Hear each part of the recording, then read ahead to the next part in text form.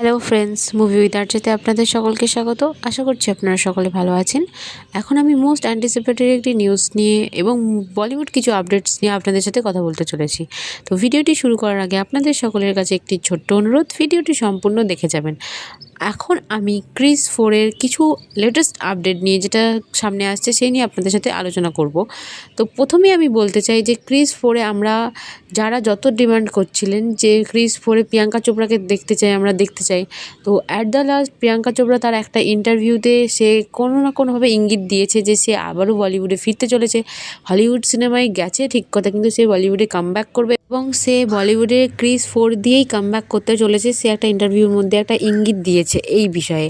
Chris 4-এর আর একটা যেটা latest update সেটা হলো এখানে ঋত্বিক রোশন তার বাবার ফ্র্যাঞ্চাইজিটাকেই এগিয়ে নিয়ে যাবেন এবং তিনিই ক্রিস 4-কে ডিরেক্ট করবেন। তো এখানে প্রডিউসার হিসেবে আমরা দেখতে চলেছি ইয়াশরাজ ফিল্ম ইন্ডাস্ট্রিকে। তো দেখা যাক তাদের দুজনের কম্বিনেশনের মধ্যে কেমন কি আমাদের জন্য আসে ক্রিস 4-এ। এই মুভির মধ্যে ডিনেকের ভিএফএক্স তারা ব্যবহার করতে চলেছে, কারণ সমস্ত ভিএফএক্সের মধ্যে সেরা হলো ডিনেক।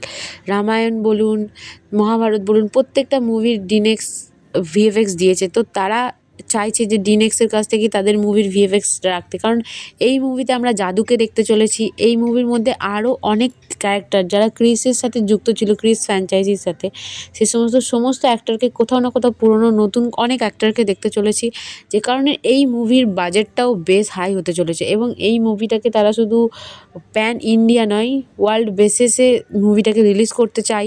যেহেতু প্রিয়াঙ্কা চোপড়া এই মুভির মধ্যে রয়েছে তাই তার একটা ফেম তো রয়েছে হলিউড ইন্ডাস্ট্রিতে, সেজন্য এই মুভিটাকে প্রডিউস করা আরও বেশি সহজ হয়ে যাবে।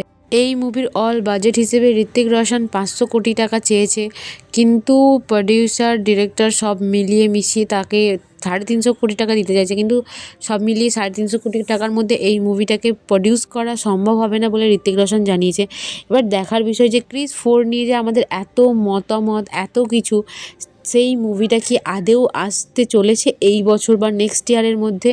আমরা ক্রিস 4 দেখার জন্য খুবই ইন্টারেস্টেড, কারণ এখানে জাদুকে আমরা আবার দেখতে চলেছি আলাদা কোনো একটা ব্যাপারে। আর এখানে স্টোরির কনসেপ্টটা এরকম বলা যাচ্ছে যে এখানে জাদু তাকে তার দুনিয়ায় নিয়ে যাবে ক্রিসকে কোনো একটা কাজের জন্য, এবং এখানে যে ভিলেন হিসেবে আমরা আগেও যাকে দেখেছি তাকে হয়তো এই মুভিতেও দেখতে চলেছি। এবার এখানে ঋত্বিকের 3-4টে ক্যারেক্টার থাকবে, মানে ঋত্বিকের বাবা, তার বাবা, তার বাবা, এরকম একটা ক্যারেক্টার থাকবে যে ক্রিসের বাবা, তার বাবা, তার বাবা। তো এবার দেখার মুভিটা কেমন হয়। আমি তো এই ক্রিস 4 মুভির জন্য খুব বেশি এক্সাইটেড। আপনাদের জন্য রইল ক্রিস 4-এর তরফ থেকে কিছু আপডেটস। আশা করছি আমার ভিডিওটি আপনাদের ভালো লেগেছে।